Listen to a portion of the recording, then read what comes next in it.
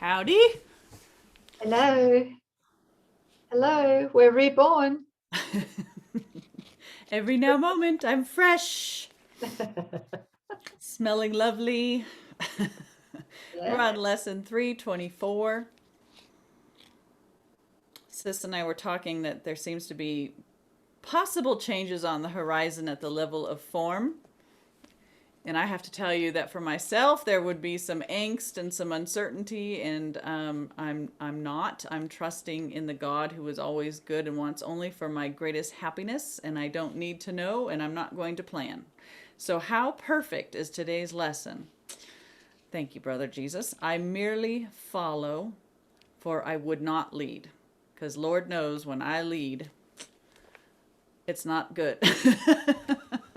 I'm on Me a seek. too. I'm on a seek and don't find mission, and it will backfire. So, keeping my hands off the wheel and taking my seat in the child's seat in the passenger side. Good. You And better move over because that's where I am. we'll have the twins, the double seat.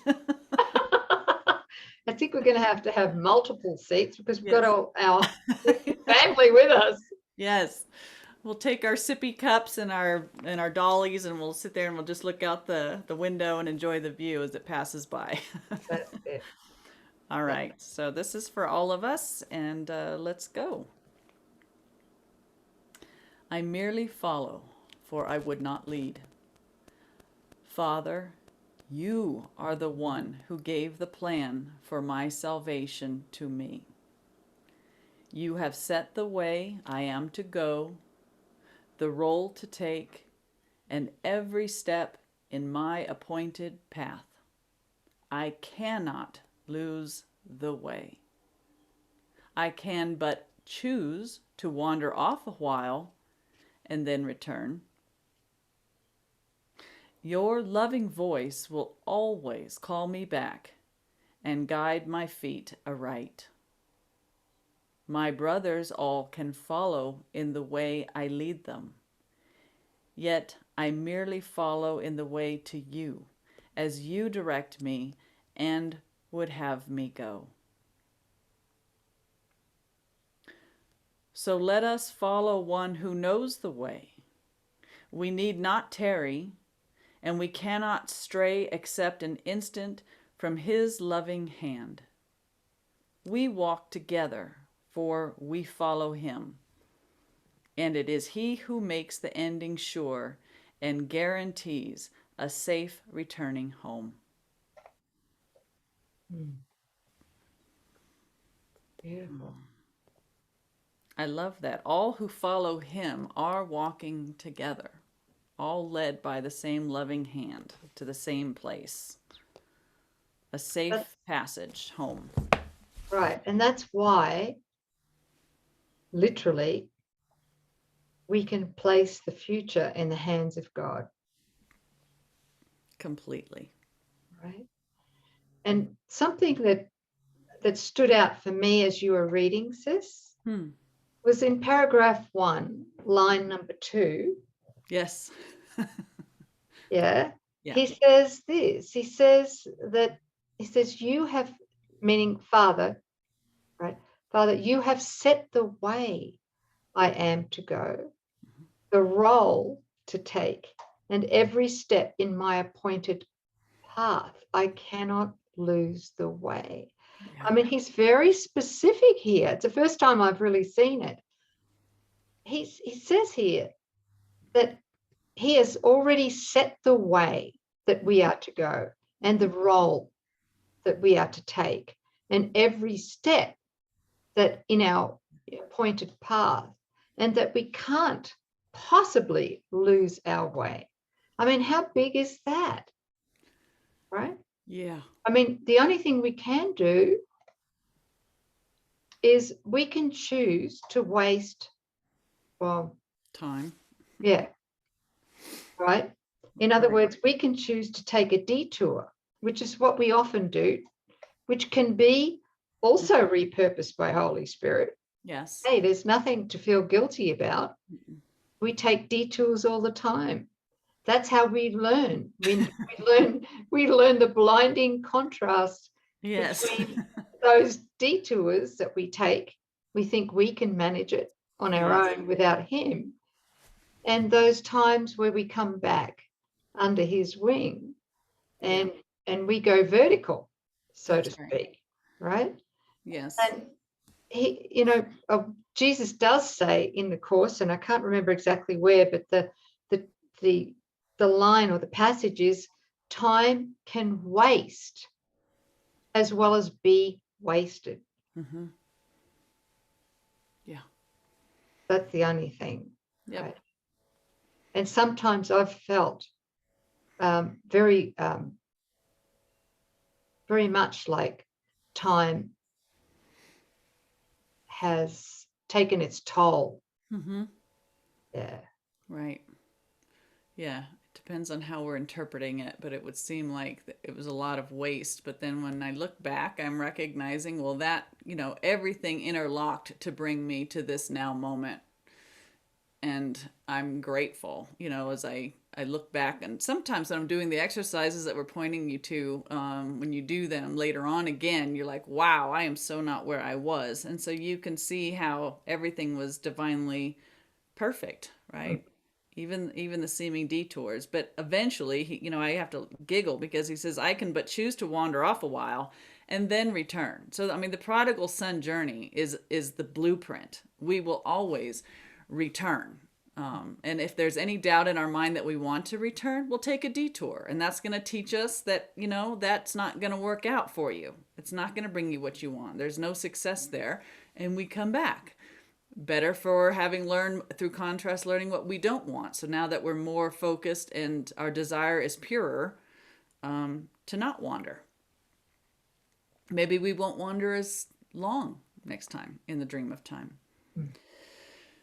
Yeah, so I'm ready. Like I've had God answer a prayer about location and function and finance, so many times now that this morning there was something from the landlord and it was like, oh my gosh, that was the first thought. And then the next one was, better by now. You just have too much in the bank, so to speak, to doubt.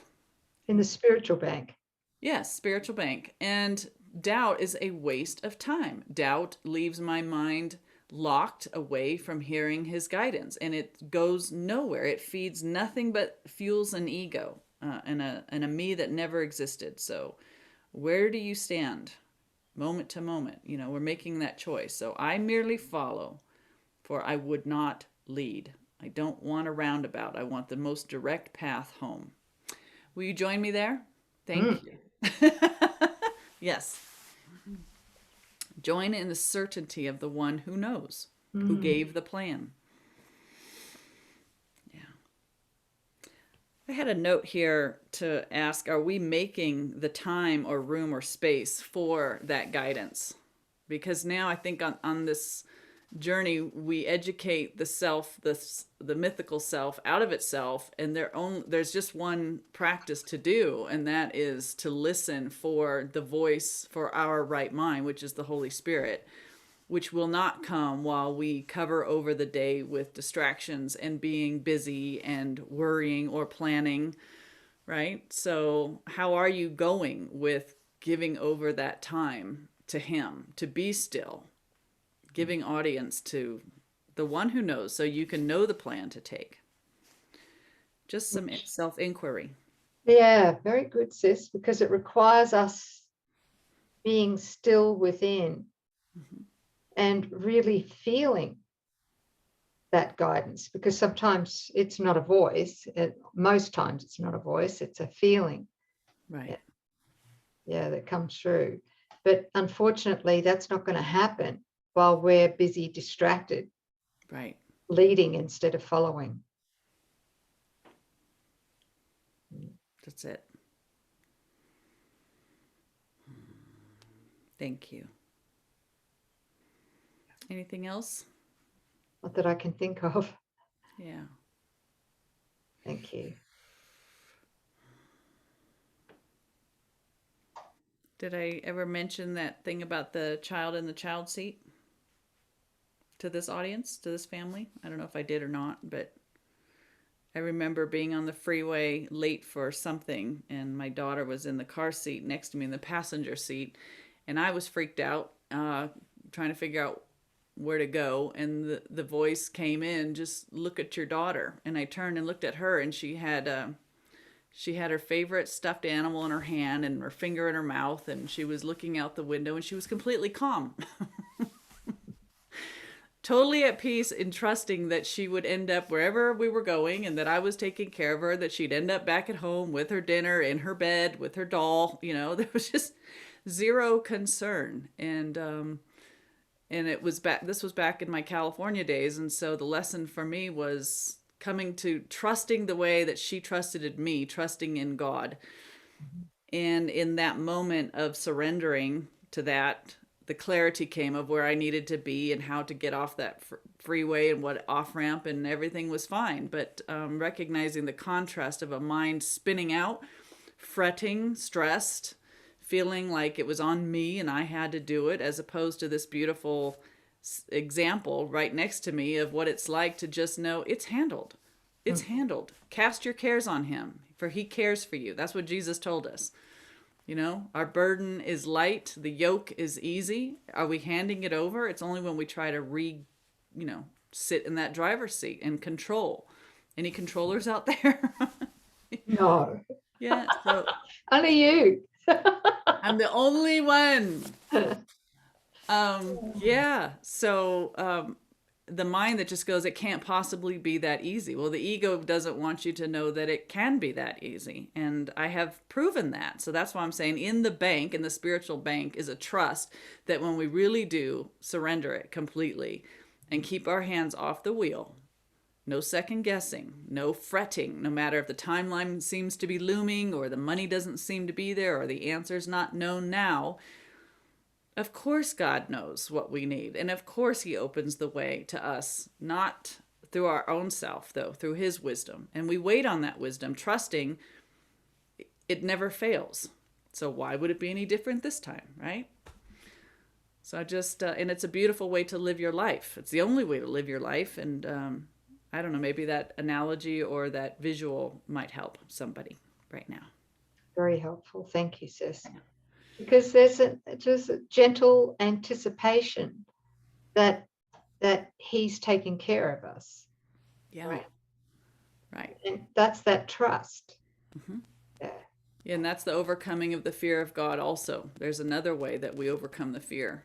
Just realizing, wow, when I didn't interfere, the answer was good. It met all my needs, and probably it's always been more than what I wanted from my initial thought. And it's perfect, you know.